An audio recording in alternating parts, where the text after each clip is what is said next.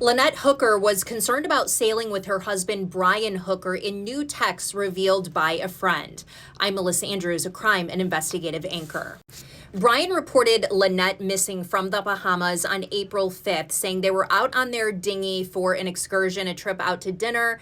The waters got rough and Lynette fell overboard the dinghy with the key, and that Brian then had to paddle to shore for 7 or 8 hours. He reported her missing, and the search has been underway ever since. He has been held for detention by Bahamian police and for questioning. But so far, as of Monday afternoon, the 13th, no charges have been filed. Police have until tonight to do that or release him. So Marne and Blaine Stevenson say they met the Hookers while they were sailing through Florida in 2023, and soon the four of them started sailing together. So in January of 2024, Marne reaches out to Lynette and says, "How far south did you guys make it? We're probably starting the trek around the beginning of March." Lynette writes, "I guess it was too much closeness. We decided to call it quits. I'm not going back. Good luck, you guys." Marne says, "I'm really sorry to hear this." Lynette says, "Me too. Heartbroken considering I quit my awesome career, sold my house, and gave away everything I own to cruise. Shaking my head, stupid." So Marne writes back, "Oh no, I can't remember. How long have you guys been cruising?" And Lynette says, "We were married 24 years. Our marriage lasted 6 weeks cruising." The conversation continues on, and Lynette says, "A friend in New Orleans invited me to cruise. I'm just not sure how." They go on. They talk about how Lynette loves sailing. Marne says that sounds like fun. Lynette says, "It does, but too much going on to think about it right now. It would be weird without my Brian."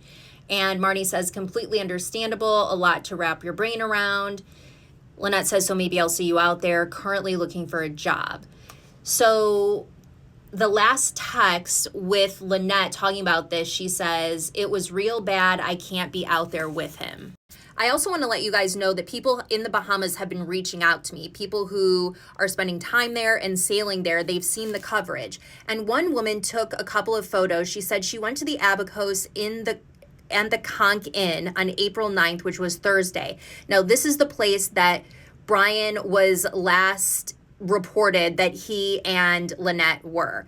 She said she saw a police pickup truck with the dinghy in the back leaving the parking lot, and she took a photo of the sailboat, the Soulmate.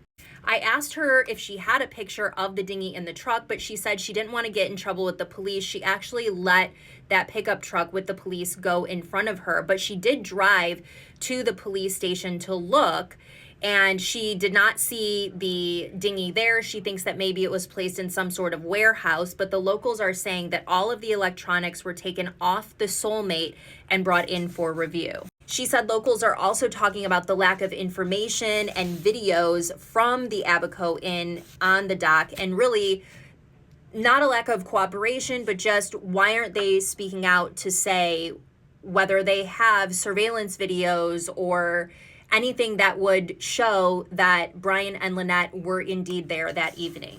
I also asked her about Brian saying that this happened in the open sea, because I had heard that it's actually more of a shallow channel. And this woman said that's true. That's why it's so odd. I'm older and not in as good a shape as Lynette, and I would be able to swim across. There's little to no current. A swimmer would have no problem, including being able to stand up in the shallow areas. And then she said that this picture is taken from the Abico, and you can see where people dock their sailboats there to the right of the screen. And she said that is where the Soulmate would have been not docked, but moored that evening.